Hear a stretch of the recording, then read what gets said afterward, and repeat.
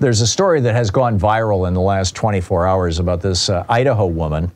Idaho, of course, has passed a draconian anti-abortion law, and it's got the doctors in that state all freaked out. She is 35 years old. She's the mother of a 18-month-old.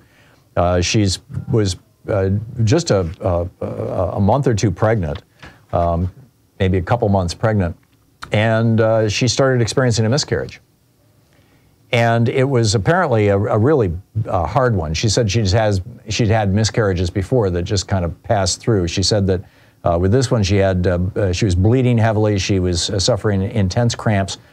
She went to the hospital and said, "I need a D&C. I mean, you know, you need to scrape this out of here and clean it up." And they said, "No, we can't do that because D&Cs are used to produce abortions, and we might be charged with giving you an abortion." So they sent her home.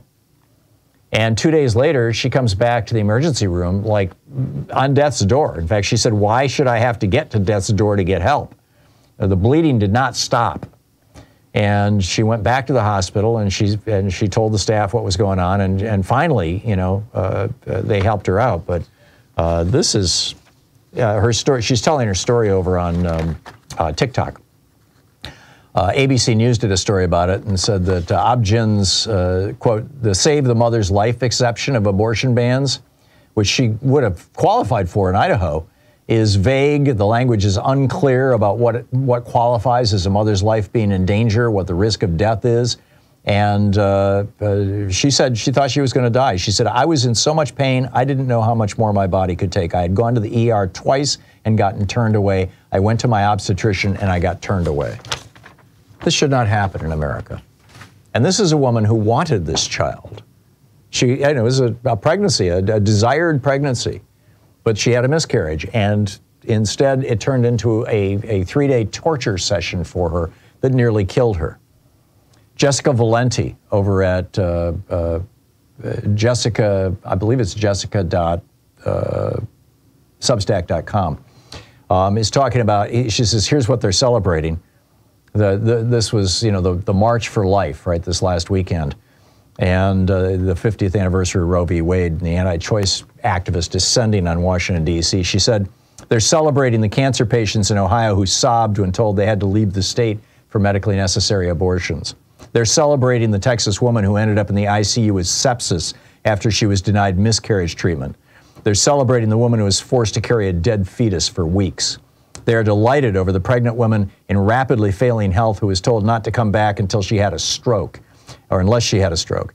And the woman who was told she couldn't get treatment for an ectopic pregnancy until it ruptured and endangered her life. They were applauding a law that left a Wisconsin woman bleeding for more than 10 days after an incomplete miscarriage and led to a desperate Idaho woman to document herself getting sicker and sicker on TikTok as the doctors refused her treatment. This is the story I just told you about. She said, Jessica writes, they are celebrating the suffering Chessie Stovall in Arkansas who had to travel 400 miles to get the care as she grieved the end of a doomed pregnancy. She said, quote, "I should be able to say goodbye to her where I want to," end quote. They cheered the anguish of Tara George in Georgia, whose life was put at risk by her pregnancy, yet had to spend a week desperately calling hospitals in multiple states to find someone who would help her. They delighted in the Louisiana ban that wouldn't allow abortion care to a mother of 3 whose fetus was missing part of its head and skull. The protesters spilling into the streets were celebrating, Jessica writes, the laws that forced a raped 10-year-old in Ohio to leave her home state for an abortion and banned an Arizona 14-year-old from getting arthritis medication. They were reveling in the knowledge that 2 Kentucky 9-year-olds who needed abortions last year would no longer be able to get care. Welcome to America. It's amazing.